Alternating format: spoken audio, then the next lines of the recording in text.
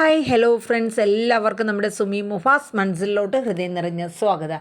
അപ്പോൾ നമ്മുടെ കാറ്റത്തെ കിളിക്കൂടിലെ നാളത്തെ കുറച്ച് വിശേഷങ്ങളൊക്കെ ഒന്ന് കേട്ട് നോക്കിയാലോ. അപ്പോൾ എല്ലാവരും നമ്മുടെ വീഡിയോസൊക്കെ ഒന്ന് സ്കിപ്പ് ചെയ്യാണ്ട് കേൾക്കാനും അതോടൊപ്പം കേട്ട് ഇഷ്ടപ്പെടുകയാണെങ്കിലേ ഒന്ന് ലൈക്ക് ചെയ്യാനും ഹൈപ്പ് ചെയ്യാനും മറന്നു പോകരുത് കേട്ടോ. ഒപ്പം നമ്മുടെ ചാനൽ ആദ്യമായിട്ടാണ് കാണുന്നതെങ്കിൽ ഒന്ന് സബ്സ്ക്രൈബ് ചെയ്ത് സപ്പോർട്ട് ചെയ്യുക. അപ്പോൾ നമ്മുടെ കിളിക്കൂട്ടിൽ ഇപ്പോഴത്തെ മെയിൻ വിശേഷം എന്ന് പറയുന്നത് നമ്മുടെ സുധീഷ് നിലത്തൊന്നും അല്ല കേട്ടോ. കാര്യം വേറൊന്നുമല്ല, കാര്യം ആ പെൺകുട്ടി, കാരണം നമ്മുടെ നീതു ചെന്ന് ചോദിച്ചായിരുന്നല്ലോ, എൻ്റെ ഹരീഷേട്ടനെയാണോ നിനക്ക് ഇഷ്ടമെന്ന് പറഞ്ഞെന്നൊക്കെ ചെന്ന് ആ ഗായത്രി എന്ന് പറഞ്ഞ പെൺകുട്ടിയോട് ചോദിച്ചല്ലോ.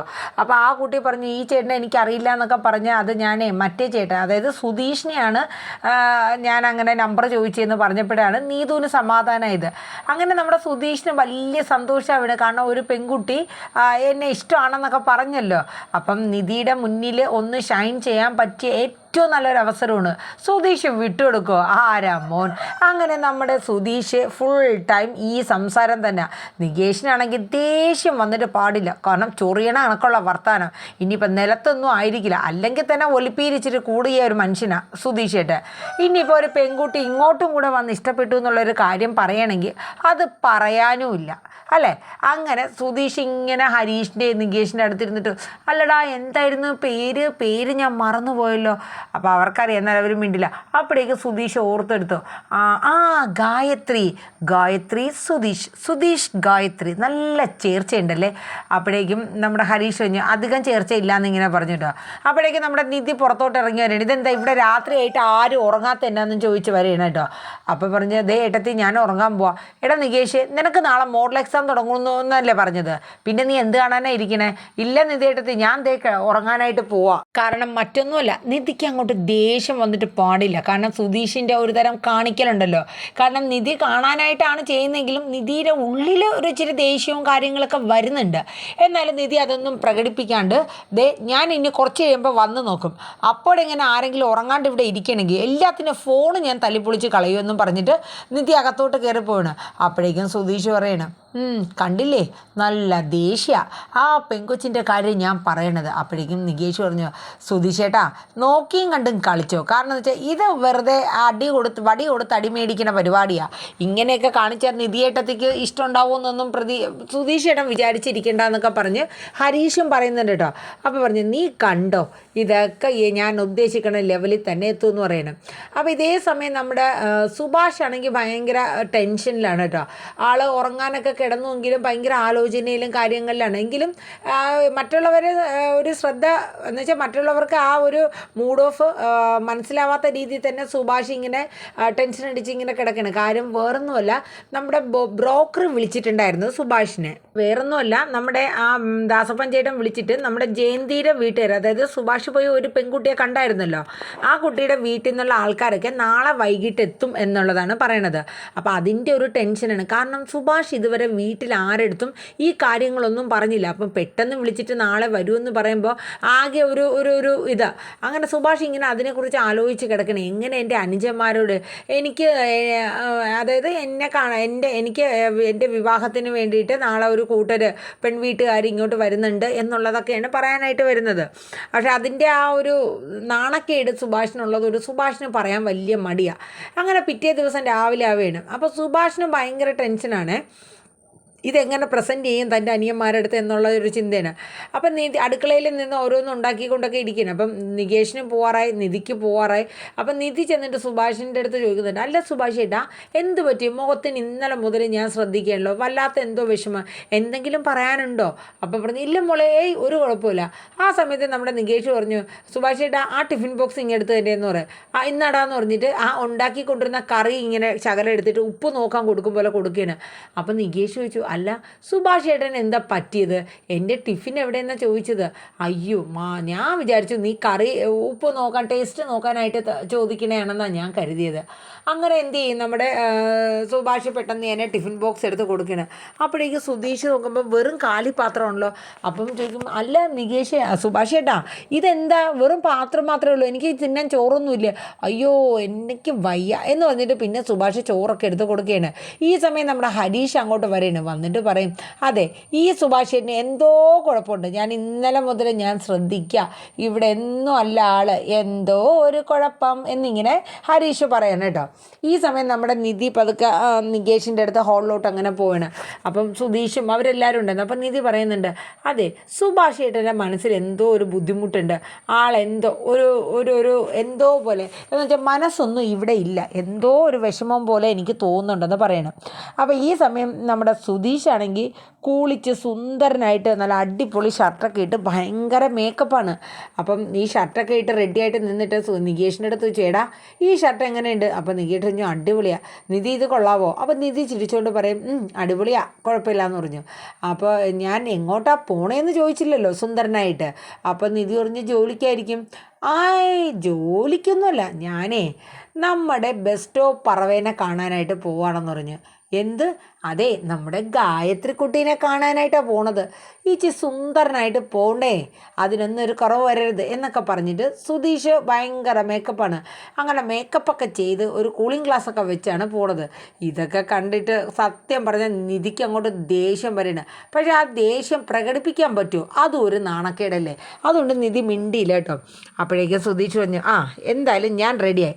അതെ സുഭാഷ് ഏട്ടാ ഞാൻ പോവാട്ടോ, ഇന്ന് കുറച്ച് പരിപാടികളൊക്കെ ഉണ്ട്. അപ്പോൾ സുഭാഷ് ചോദിച്ചു, എടാ നീ ആരെ കാണാനാ പോണേ?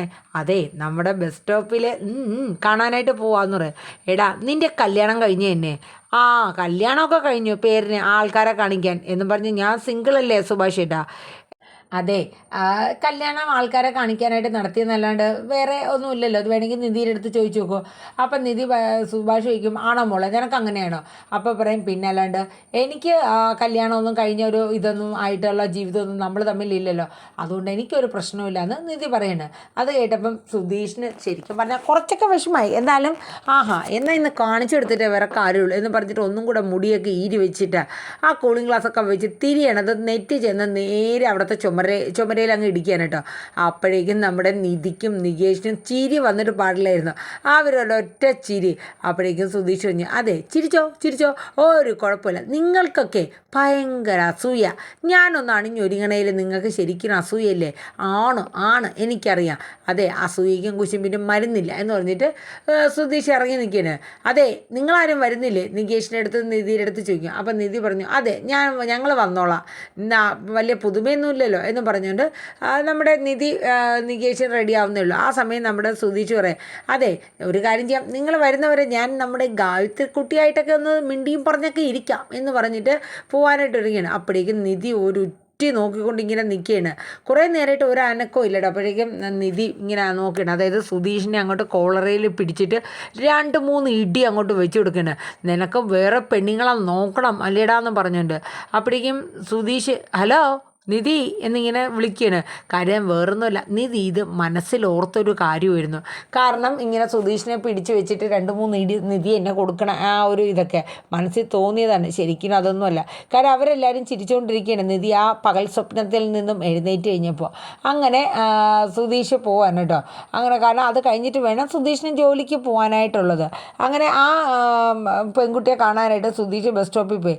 ഇതേ സമയം നമ്മുടെ നികേഷും അതുപോലെ തന്നെ നമ്മുടെ നിധിയും കൂടെ ബസ് സ്റ്റോപ്പിൽ പോവുകയാണ്. പല കാര്യങ്ങൾ സംസാരിച്ച് പഠിത്തത്തിൻ്റെയും എക്സാമിൻ്റെയും കാര്യങ്ങളൊക്കെ സംസാരിച്ച് ഒക്കെ ആയിട്ട് അവർ നടന്നു പോവുകയാണ്. അപ്പോൾ ആ നടന്നു പോണ സമയത്ത് നമ്മുടെ സുധീഷ് ഓൾറെഡി മുന്നേ കൂട്ടി എത്തി തന്നെ ഗായത്രിയുടെ അടുത്ത് പോയി നിൽക്കുകയാണ്. അപ്പം ഗായത്രി സുധീഷിനെ നോക്കി ഒരു ചിരിയൊക്കെ കൊടുക്കുന്നുണ്ട്, തിരിച്ച് സുധീഷും അതുപോലെ ഒരു ചിരിയൊക്കെ പാസ്സാക്കുന്നുണ്ട്. അങ്ങനെ ചിരിച്ചതിന് ശേഷം സുധീഷ് അടുത്തോട്ട് ചെന്നിട്ട് ചോദിച്ചു അല്ല കുട്ടിക്കാണോ എന്നെ ഒന്ന് കാണണം എന്ന് പറഞ്ഞത്? അതേന്ന് പറയും. എന്തായിരുന്നു എന്നൊക്കെ ഇങ്ങനെ ചോദിച്ച് നിൽക്കുന്നു. കുട്ടി ഏത് കോളേജിലാണ് പഠിക്കുന്നത്, ഏത് സെമ്മ എന്നൊക്കെ ഇങ്ങനെ ചോദിക്കണം കേട്ടോ നമ്മുടെ പിന്നെ സുധീഷ്.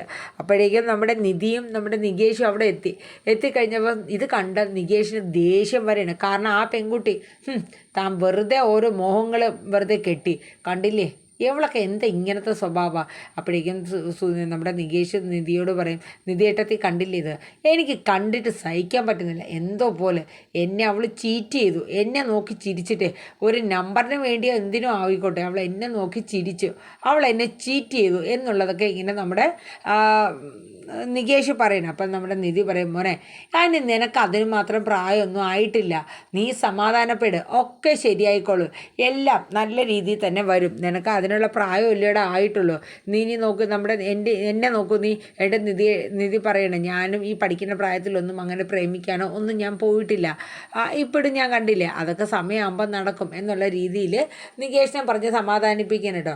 അപ്പോഴേക്കും നമ്മുടെ സുധീഷ് പതുക്കെ വരെയാണ് കേട്ടോ. അതേ, എന്താ നിങ്ങളിങ്ങനെ തന്നെ നിൽക്കണത്? അപ്പം നിധി ചോദിച്ചു, എന്താ ഞങ്ങളിനി എന്ത് ചെയ്യണം?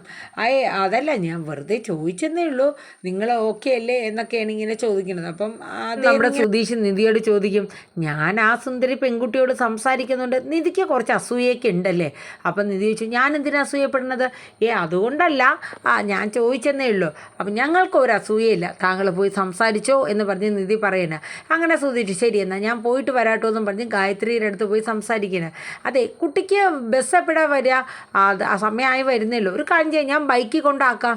വേണ്ട, ബസ്സിൽ പൊക്കോളാന്ന് പറയാം. അല്ല പേടിക്കണ്ട, കയറിക്കോളൂ എന്ന് പറഞ്ഞു. പക്ഷേ ആ കുട്ടി പോകാനായിട്ട് നിന്നില്ല കേട്ടോ.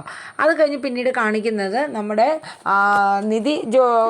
നിധിക്ക് ദേഷ്യം വരികയാണ്. അപ്പം നിധി ജോലിക്ക് പോകാനായിട്ട് ബസ് കാത്ത് നിന്നിട്ട് വരുന്നില്ല. നിധിക്ക് ഈ കാഴ്ച, സുധീഷിൻ്റെ ഈ ഒരു തരം ഇളക്കം കണ്ടിട്ടുള്ള കാഴ്ച ഉണ്ടല്ലോ, അത് കണ്ടിട്ട് നിധിക്ക് ദേഷ്യം വന്നിട്ട് നിധി ഒരു ഓട്ടോറിക്ഷ പിടിച്ചിട്ട് നികേഷിൻ്റെ അടുത്ത് പറഞ്ഞ് പോവുകയാണ്.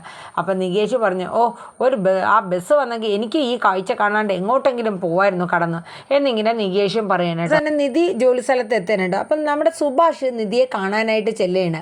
അപ്പം നിധി പെട്ടെന്ന് എന്താ സുഭാഷ് ഏട്ടാന്ന് ചോദിച്ച് പെട്ടെന്ന് നിധിക്ക് ടെൻഷനായി. പിന്നെ എന്താ പറ്റിയത്? കാരണം ഓഫീസിൽ കാണാനായിട്ട് വന്നതല്ലേ. അങ്ങനെ നമ്മുടെ നിധി പെട്ടെന്ന് തന്നെ നമ്മുടെ സുഭാഷ് എന്നെ കണ്ട് ഇറങ്ങി ചെന്നപ്പോൾ സുഭാഷ് പറഞ്ഞു, മോളെ എനിക്കൊരു കാര്യം പറയാനുണ്ടെന്ന് തോന്നി. എന്താ സുഭാഷ് ഏട്ടാ പറയുക? അതെ, എന്നെ ഇന്ന് വൈകിട്ട് ഒരു പെൺവീട്ടുകാർ കാണാനായിട്ട് വരുന്നുണ്ട്. ആണോ? എവിടെന്നാ സുഭാഷ് ചേട്ടാ? അതെ, എനിക്ക് സ്ഥലവും കാര്യങ്ങളൊക്കെ ബ്രോക്കർ ദാസപ്പൻ ചേട്ടൻ വിളിച്ച് പറഞ്ഞപ്പോഴാണ് ഞാൻ അറിഞ്ഞത്.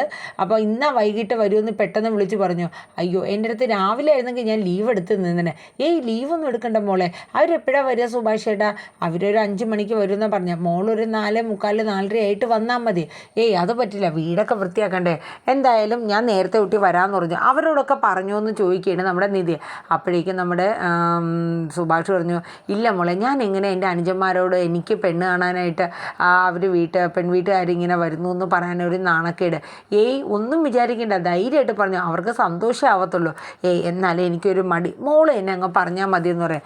ആയിക്കോട്ടെ, എന്നാൽ ഞാൻ പറയാം, ഞാനൊരു 3 മണിക്ക് എത്താമെന്നൊക്കെ പറഞ്ഞ് നമ്മുടെ സുഭാഷിനെ അവിടെ നിന്ന് പറഞ്ഞു വിടുകയാണ്. അങ്ങനെ സുഭാഷ് നേരെ വർക്ക് സൈറ്റിൽ പോണു, കാര്യങ്ങളൊക്കെ സംസാരിക്കുകയാണ്. അപ്പോൾ ഇതേ സമയം നമ്മുടെ ദാസപ്പൻ വിളിച്ചിട്ട് പറയുന്നുണ്ട്, വൈകിട്ട് 5 മണിക്ക് കൃത്യം പെൺവീട്ടുകാരെത്തും, നിങ്ങളെ എല്ലാവരും ഉണ്ടാവില്ലേ എന്നൊക്കെ ചോദിക്കുകയാണ്. നേരെ സുഭാഷ് ഞങ്ങൾ ഉണ്ടാവും വന്നേക്കാനായിട്ട് പറഞ്ഞ് എല്ലാം സെറ്റ് ചെയ്യണം.